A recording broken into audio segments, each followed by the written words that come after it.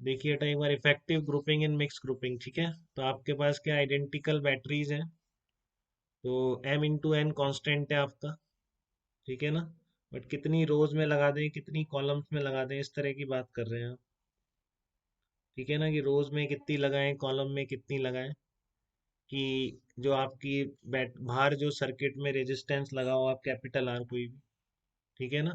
Battery are combined such a way that the total internal, if we have number then the current in the external circuit is maximum. ये भी fix है आपका capital R भी, कि आपको इस capital R में इस कॉम्बिनेशन से, जिसमें आपको हर बैटरी का ईएमएफ और इंटरनल रेजिस्टेंस की फिक्स्ड वैल्यू, ठीक है ना, उससे बाहर एक्सटर्नल रेजिस्टेंस कैपिटल आर में करंट भेजनी है आपको। तो आपके पास नंबर ऑफ बैटरीज आप चेंज नहीं कर सकते, फिक्स है वो, एम इंटू एन कॉन्स्टेंट है। अगर एम रोज में लगा रहे हो, एन कॉलम में लगा रहे हो, ठीक है, वो आप चेंज नहीं कर सकते। बाहर जो आपका लोड रेजिस्टेंस है वो फिक्स है, बैटरी के इंटरनल रेजिस्टेंस कांस्टेंट है। आप बस ये अरेंजमेंट आपको देखना है, कितनी रोज में लगाऊं और कितनी कॉलम में लगाऊं, सो दैट इस रेजिस्टेंस में, ठीक है ना, मैक्सिमम करंट फ्लो हो सके, so that the current in external resistance is maximum, या इसमें पावर कंज्यूमशन मैक्सिमम हो जाए। तो करंट मैक्सिमम है तो पावर भी कंज्यूमशन मैक्सिमम है, ठीक है ना। बट इसका मैक्सिमम पावर ट्रांसफर थ्योरम से कोई लेना देना नहीं है। वहां पर मैं इसको वेरिएबल रखता था, डिफरेंशिएट करता था, वो सब चीजें आएंगी। यहाँ पर जस्ट मेरे को अरेंजमेंट चेक करना है, ठीक है। तो आपको इक्विवेलेंट बैटरी तो बता चुका हूँ मैं एकदम। तो ये सारी बैटरीज क्या होंगी सीरीज में, हाँ, एन ई और एन आर इस तरह से कॉम्बिनेशन बनेगा। और फिर एन ई सारे पैरेलल में है, तो एम रोज और एन कॉलम्स अगर लगे हैं तो उसको मैं ऐसे बोल सकता हूँ, एन ई और एन आर अपॉन एन, ठीक है। क्लियर है बेटा एकदम।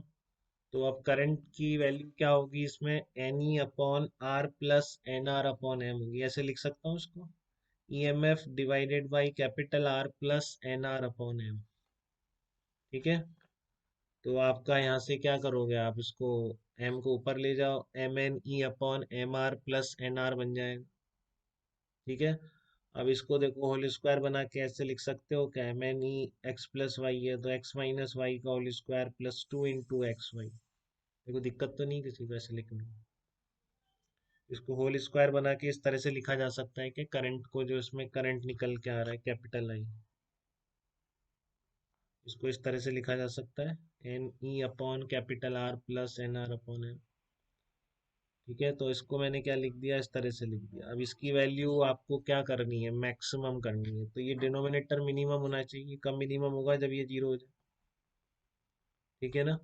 और आई मैक्सिमम ये क्या होना चाहिए, जीरो होना चाहिए। तो आप इसको जीरो करो तो कैपिटल आर क्या निकल के आ जाएगा, एन आर अपॉन एम निकल के आ जाएगा, ठीक है ना। कैपिटल आर कितना निकल के आ जाएगा, एन आर अपॉन एम निकल के आ जाएगा, ठीक है। तो इसलिए आई मैक्स कितना आ गया आपका, इसमें आई मैक्स आ गया N E upon two R आ गया, ठीक है ना। आई मैक्स कितना आ जाएगा, N E upon two R आ जाएगा। देखो दिक्कत तो नहीं किसी को मैक्सिमम वैल्यू ऑफ करंट लिखने में, N E upon two R. हाँ बताइए। फिर अगर सिर्फ कॉम्बिनेशन होता बैटरी का या सिर्फ पैरेलल कॉम्बिनेशन होता तो क्या वैल्यू आएगी एक्सटर्नल रेजिस्टेंस। तो हर बार निकलेगी थोड़ी नहीं बेटा इस तरीके से। तो उसमें आप करंट की वैल्यू, वो अगर बन पाएगा इस तरह का तो बनेगा, नहीं तो हमेशा थोड़ी निकाल पाएंगे, ठीक है ना। अब सीरीज में बैटरीज लगी है, उसमें क्या बताओगे कब मैक्सिमम, कुछ अच्छा नहीं कोई बताओगे। सर अलग अलग कोई एक्सप्रेशन भी तो बनती होगी जिनमें पैरेलल नहीं या नहीं, और इसमें इसलिए हो रहा है क्योंकि एम और एन दो वेरिएबल थे ना, आपने सीरीज में लगाई, उसमें क्या वेरिएबल है जिससे आप सोच रहे हो कि एक्सटर्नल रेजिस्टेंस में पावर मैक्सिमम कर सके, बताइए। सीरीज में बैटरी लगाई तो उसमें आप किस वेरिएबल के रिस्पेक्ट में मैक्सिमाइज करना चाह रहे हैं, कि उस वेरिएबल को ऐसा कर दें तो एक्सटर्नल रेजिस्टेंस में मैक्सिमम पावर हो जाए। सब फिक्स है, बैटरी का ईएमएफ रेजिस्टेंस आर, ठीक है ना। फिर या तो आप उसकी इक्विवेलेंट बैटरी बना के वापस आप मैक्सिमम पावर ट्रांसफर थ्योरम पे पहुंच जाएंगे, एक्सटर्नल रेजिस्टेंस को वेरी करा रहे हो, ठीक है।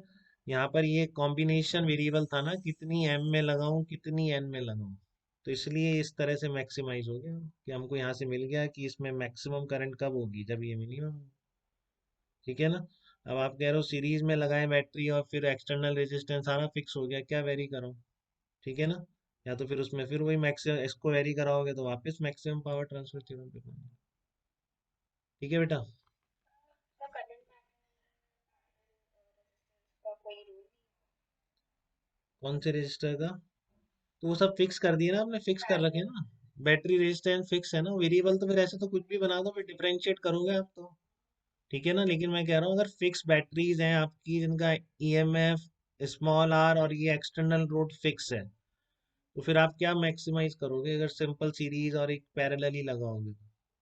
यहाँ पर होता है कि कितनी एम में लगाओ, देखो निकल जाएगा आपके पास capital R equals to N R, और एक तो ये इक्वेशन आ गई आपके पास कितनी, ठीक है ना, एम और एन में कैपिटल आर और स्मॉल आर की वैल्यूज गिवन है, और यहाँ पर आपको M N equal to constant given है, कितनी बैटरीज हैं आपको ये बता रखा है। तो वन और टू इक्वेशन से आप एम और एन के लिए सॉल्व कर सकते हैं कि नहीं?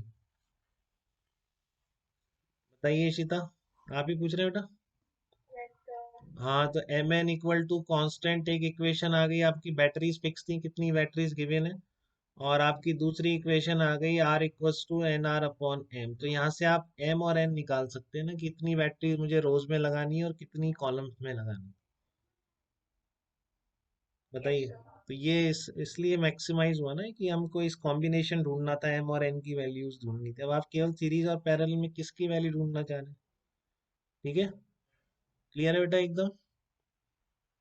तो यस सर इसलिए इसमें बना कि हम एम कितनी लें एन कितनी लें, जिससे कि बाहर आने वाली करंट इस लोड रेजिस्टेंस में मैक्सिमम हो जाए।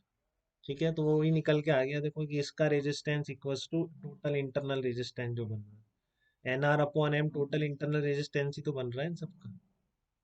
ठीक है ना, वो आ गया है, लेकिन अब मैक्सिमम पावर ट्रांसफर थ्योरम से कोई लेना देना नहीं। क्लियर है आपको ये बात इसी तरह एकदम? वो इस वजह से आ जा रहा है क्योंकि हम ऐसे होल स्क्वायर में लिख दे रहे हैं और निकाल ले रहे हैं मैथ से सिंपल। बोलिए बेटा, डाउट तो नहीं किसी को इसमें? इसका एक एग्जांपल करके देखिए आप इसको, नहीं लिखा तो होगा, ये रहा। मान लीजिए इस तरह का प्रॉब्लम आ जाए तो आप कैसे करेंगे? देयर आर 27 सेल्स, वही जैसा अभी बताया हूँ बिल्कुल वही है, 27 सेल्स हैं आपके एक पास। बार लास्ट अच्छा अच्छा, देखो एक बार देखो,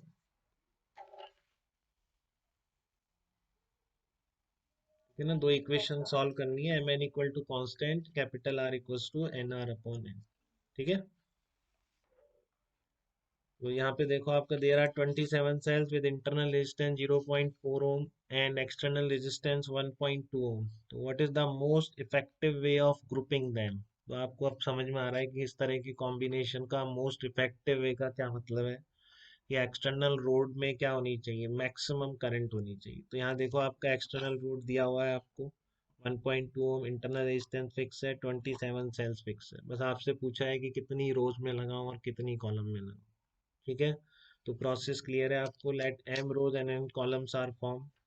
तो बैटरीज कितनी है टोटल? 27 है, तो इसलिए एम एन इक्वल्स टू 27 कर दिया आपने। ठीक है, और कंडीशन मोस्ट इफेक्टिव ग्रुपिंग की आप ऑलरेडी निकाल चुके हैं कि बाहर लोड में इस तरह के कॉम्बिनेशन से मैक्सिमम करंट कब होती है, जब R equal to N R upon है, मतलब टोटल एक्सटर्नल वाला नेट बैटरीज के इंटरनल के बराबर है। ठीक है, तो 1.2 equal to N M, N by M into 0.4, तो एन इक्वल टू कितना आ गया? 3 एम आ गया बिल्कुल। तो यहाँ पर आप क्या बोल देंगे, नंबर ऑफ रोज कितनी होनी चाहिए? 3 होनी चाहिए। ठीक है, और नंबर ऑफ कॉलम्स कितने होने चाहिए? 9 होने चाहिए। देख लो, दिक्कत तो नहीं, ध्यान रखना उल्टा मत कर देना, नहीं क्योंकि 3 और 9 है तो 9 और 3 भी एक आंसर होगा ही होगा। बट ध्यान से देखना उसने किसका नंबर ऑफ रोज और कॉलम ऐसे लिखा है क्वेश्चन में, तो पहले रोज लिखा जाएगा फिर कॉलम लिखा जाएगा। ठीक है, तो ये सब बातें बहुत ध्यान से आप कर पेपर करेंगे, सिर्फ पेपर में घुस जाएंगे तो ऐसी गलतियां नहीं होती। तो कंसंट्रेशन पढ़ते वक्त भी ऐसे ही रखा करें बिल्कुल, कि पता ही नहीं कुछ आसपास क्या हो रहा है। ठीक है ना, लोग देखते ही रह जाएं घर वाले, हो क्या गया है इसको, इस तरह से। इस तरह की कंसंट्रेशन आगे भी लाइफ में काम में आती है बेटा, हर जगह जब भी कोई काम करेंगे आप बीच की इधर उधर की चीजों से डाइवर्ट नहीं होना है। ठीक है ना, चलिए।